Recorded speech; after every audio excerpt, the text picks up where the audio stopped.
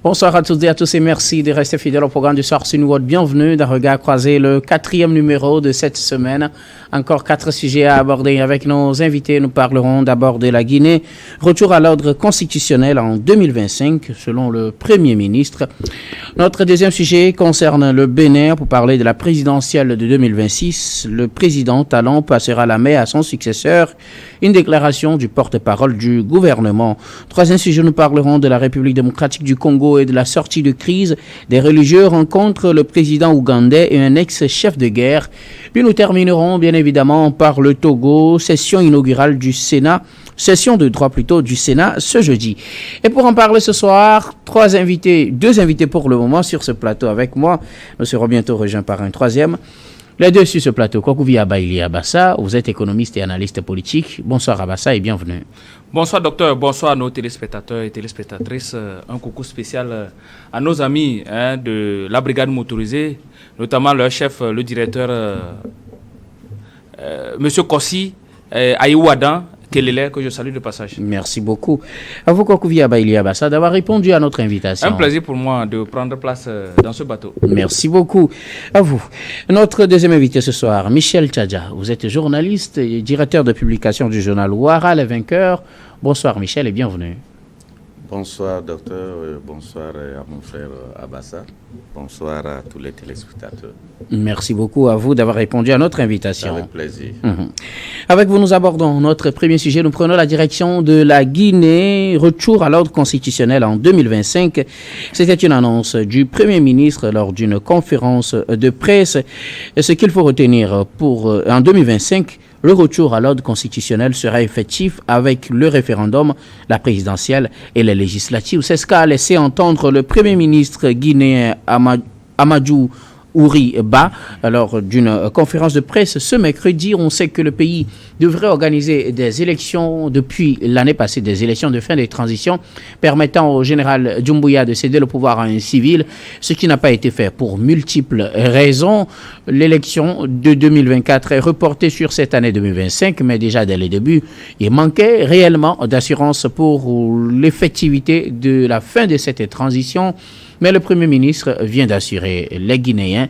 Ce qu'il faut retenir pour cette année 2025, c'est que la transition sera effective ou le retour à l'ordre constitutionnel sera effectif pour cette année, parlant d'une nouvelle constitution qui sera soumise aux Guinéens par référendum, des élections législatives et une élection présidentielle. Je commence par vous, Kokouvi Abaili Abassa. Peut-on finalement croire les autorités guinéennes quand ils donnent leur parole par rapport à ces élections de fin de transition, quand on sait qu'ils avaient déjà donné leur parole et que cela n'avait pas été respecté? Il faut, depuis ce coup d'État perpétré par le général Mamadou Doumbouya et ses amis en septembre 2021, il y a eu plusieurs annonces, plusieurs réformes annoncées, plusieurs choses qui sont annoncées, mais qui ne sont jamais tenues.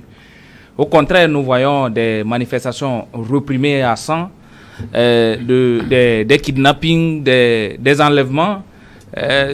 Tout récemment, il y a encore un jeune qui a été enlevé, molesté par des gens coagulés. Au finish, on l'a retrouvé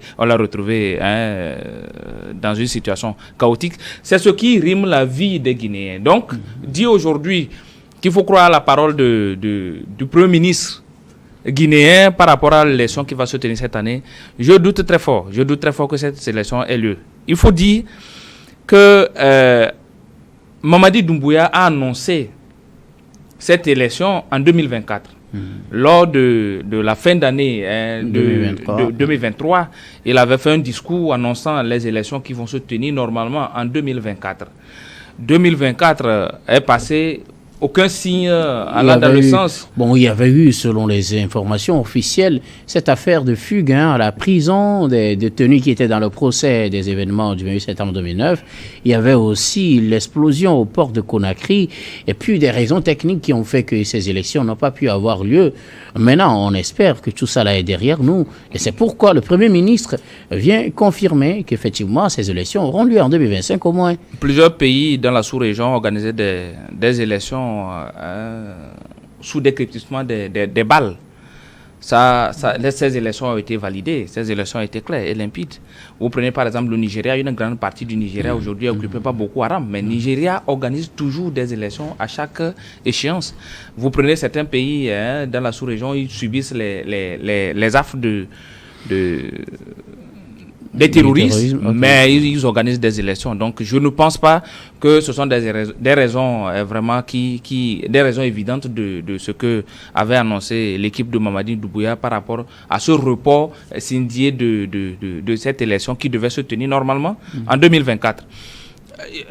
Ce début d'année, d'abord, après son discours de 2023 qui n'a pas respecté, le discours de fin d'année 2024, il avait annoncé les élections pour cette année. Et son porte-parole, je voulais parler de M. Diallo Ousmane, le porte-parole du gouvernement, M. Diallo Gawal Ousmane, avait annoncé que les référendums les référendums pour adopter cette nouvelle constitution devaient se tenir au plus tard en mai 2025. Aujourd'hui, nous sommes en mars 2025, mais on nous parle toujours du problème du fichier électoral. Donc, on n'a pas encore fait le recensement électoral. Il y a beaucoup de choses, beaucoup d'étapes, beaucoup de documents à valider, beaucoup d'étapes lors du processus électoral à valider qui ne sont jamais faits jusqu'à présent. Donc, comment l'on peut croire que cette année 2025, on peut organiser le référendum, l'élection présidentielle et les élections législatives en Guinée? Je ne suis pas sûr que c'est... Tous ces éléments vous font dire qu'il ne peut pas y avoir d'élection. Il ne peut pas y avoir d'élection. Je rappelle que nous ne sommes qu'en mars, on a encore plusieurs mois avant la fin de l'année. Les élections, quand ça va se tenir, ça se sent dans les préparatifs. On ne peut pas se lever dans un mois pour organiser une élection. Il faut préparer une élection. Donc pour préparer une élection, c'est plusieurs étapes. Et là, la commission nationale qui devait organiser cette élection même ne sont pas encore réunis aujourd'hui pour dire qu'ils sont en train de préparer quelque chose. Donc même le fichier électoral qui est un élément de base, le recensement n'est pas encore fait. Il faut faire le recensement, comme on appelle nettoyer, traiter les informations pour avoir un fichier fiable avec l'assentiment des parties prenantes de cette élection. Tout ça là n'est pas encore fait. On ne peut pas croire aujourd'hui que cette élection aura lieu en 2025. Je pense que les Guinéens doivent avoir dans leur tête que M. Doumbouya et ses amis s'apprêtent à organiser plutôt une élection, peut-être en 2026. En tout cas, c'est votre point de vue à vous, Kokouvia Baïli Abassa. Alors, Michel Tchadja, des élections au cours de cette année 2025, elles avaient été promises pour 2024 et n'ont pas eu lieu pour plusieurs raisons. On vient de les évoquer. En ce début d'année ou bien en fin d'année 2024, le général Doumbouya a promis maintenant des élections en 2025.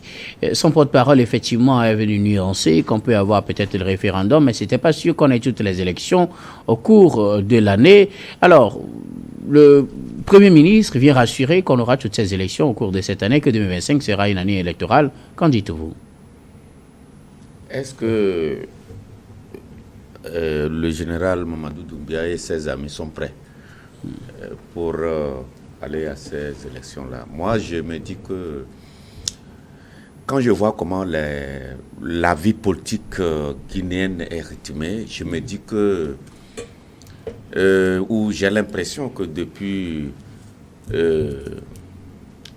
2023 et 2024, le général Doumbouya et ses amis ont compris qu'il fallait beaucoup prendre le temps pour faire sa promotion, pour vendre son image à l'intérieur comme à l'extérieur, avant de pouvoir annoncer les élections là. Parce que si vous faites un pas en arrière, vous allez vous rendre compte que quand il a pris le pouvoir le 5 septembre 2021, il avait dit qu'il allait faire en sorte que la transition soit la plus courte possible, qu'il organise les élections et permettre au pays d'amorcer en tout cas de continuer sur la voie du développement et tout.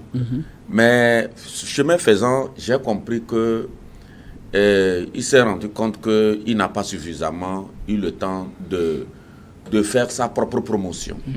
C'est pourquoi quand il a annoncé la tenue des élections en 2024, il y a des gens qui étaient un peu perplexes parce que rien n'était en tout cas amorcé pour qu'on aille véritablement à ces élections, notamment le fichier électoral dont on parle, dont le Premier ministre Amadou Ba parle aujourd'hui. Il n'y avait pas le fichier électoral et les partis politiques qui le combattaient sont pratiquement chaque semaine dans les rues pour contester son régime, pour contester sa façon de gouverner la Guinée. Et donc, lui et ses amis étaient beaucoup plus occupés à vendre son image. Avec les décès que vous connaissez, il n'y a pas très longtemps, l'année dernière, il y a des dizaines de morts dans un stade parce que on avait trouvé bon vraiment prendre des gens comme du simple bétail dans les voitures pour amener au stade pour scander les slogans en hommage à Mamadou Doumbia. Alors qu'il fallait, pendant ce temps, réfléchir à comment aller vite à l'organisation de ces élections-là. Aujourd'hui, avec cette annonce du Premier ministre, moi, ça m'a fait un peu sourire parce que, vous savez, le peuple guinéen, c'est un peuple courageux. Et vous allez vous rendre compte que même à chaque fois que les opposants veulent organiser une manifestation, même quand bien même elle est interdite, ils passent outre et ils insistent et ils organisent et avec des morts malheureusement. Et donc, l'annonce de ces élections-là, dans ces moments-là, je pense que ça participe au fait que les opposants réunis dans le, je pense c'est FNDC, c'est ça? Oui.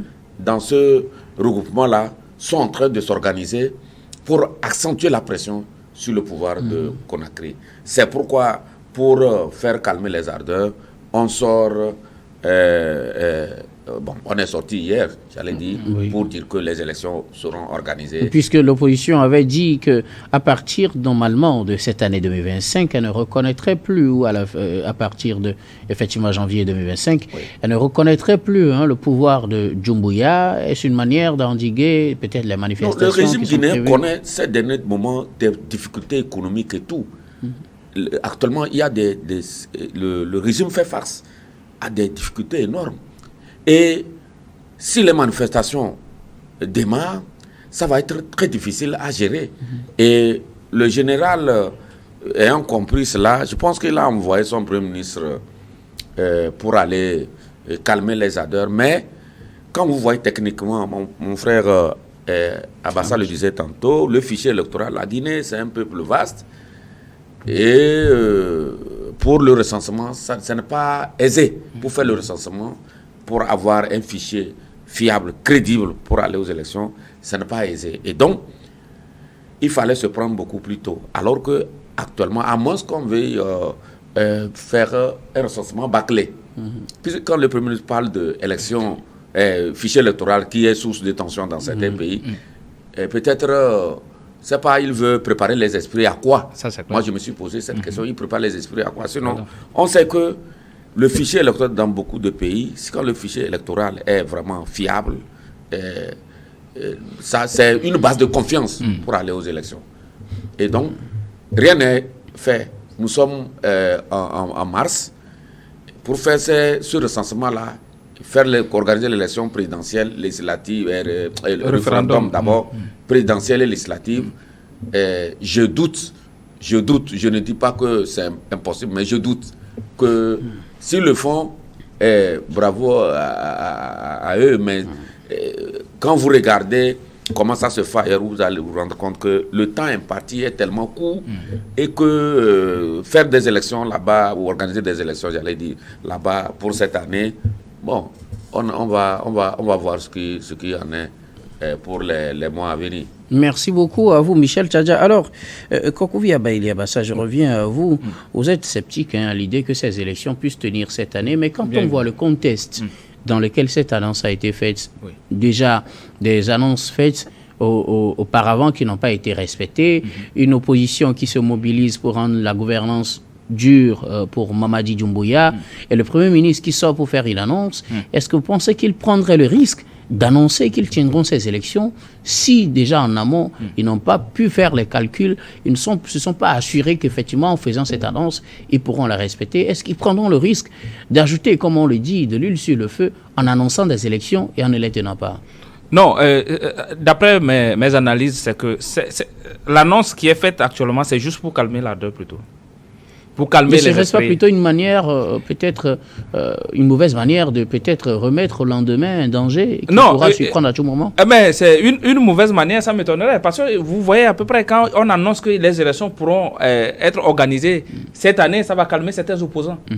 Les gens trouveront des mots pour calmer ceux qui seront dans la rue, pour dire que non, même si vous manifestez actuellement, rassurez-vous, Mamadi Doumbouya et son équipe ont déjà annoncé qu'ils vont organiser cette élection cette année. Alors que ils avaient fait la même chose en 2024, ça n'a pas marché.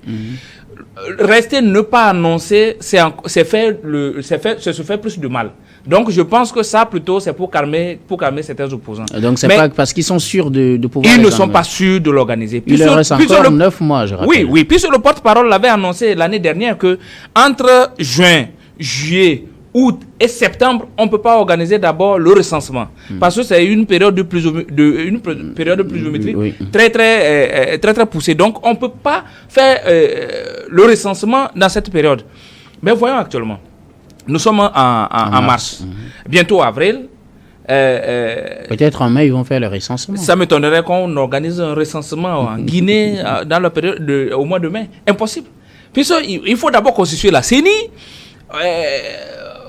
organiser des rencontres avec les opposants, puisque c'est une période de transition. Donc il faut vraiment écouter les opposants, à moins qu'on veut organiser une élection qui va causer des dommages. Sinon, une élection crédible, transparente, il faut échanger avec les opposants, les parties prenantes de cette élection. Il faut puisque cette transition est sous la surveillance de la CEDEAO. Il faut l'intervention de la CEDEAO dans cette circonstance pour voir à peu près comment accompagner le processus électoral. Vous n'oubliez pas que souvent dans ces pays francophones, il y a l'OIF qui vient souvent appuyer ces pays dans l'organisation des élections, notamment le recensement et l'organisation du fichier électoral. Donc tout ça là, tous ces paramètres à mettre en place ou bien ces étapes à valider avant le recensement, je pense que ça serait difficile. Et on va tomber dans le mois de juin et le Premier ministre ou bien le porte-parole du gouvernement viendront nous dire que entre juin et septembre, on ne peut pas organiser le recensement électoral. Donc il faut attendre à partir de septembre pour organiser un recensement électoral. Donc voyez-vous que nous sommes en train d'aller dans le mois de janvier ou février pour organiser le référendum. C'est-à-dire que la première élection qu'il faut faire avant même d'aller à l'élection présidentielle. On ne sait pas si ce référendum va donner un oui total à Mamadi Doumbouya. Si ça n'a pas donné oui, il faut voir qu'il faut retoucher la Constitution pour repasser au référendum avant d'organiser l'élection présidentielle. Donc c'est plusieurs étapes à valider et je ne crois pas que même le référendum peut se tenir en 2025. Mais attendons plutôt en 2026 s'ils veulent être sincères. S'ils veulent démarrer maintenant. Alors rapidement, est-ce qu'ils prendraient le risque d'annoncer une nouvelle élection ou d'annoncer une nouvelle fois des élections pour cette année sans s'être assurés qu'ils vont pouvoir tenir parole cette fois-ci? À moins qu'ils veulent organiser des élections bâclées, puisque dans ces circonstances, c'est le régime, en tout cas, c'est le pouvoir qui gagne. Quand les élections sont bâclées, ça profite au régime, au pouvoir. Mais si il fallait prendre le temps pour organiser des élections dans de bonnes conditions depuis 2024, je pense qu'on devait déclencher déjà le processus. Là, on est sûr que jusqu'à une certaine période de 2025, ce serait possible de faire ces élections-là. Annoncer en ce moment-là que les élections auront lieu en 2000, en tout cas cette année, alors ils avaient annoncé fin 2023 qu'en 2024, ils allaient organiser des élections. On a attendu en vain.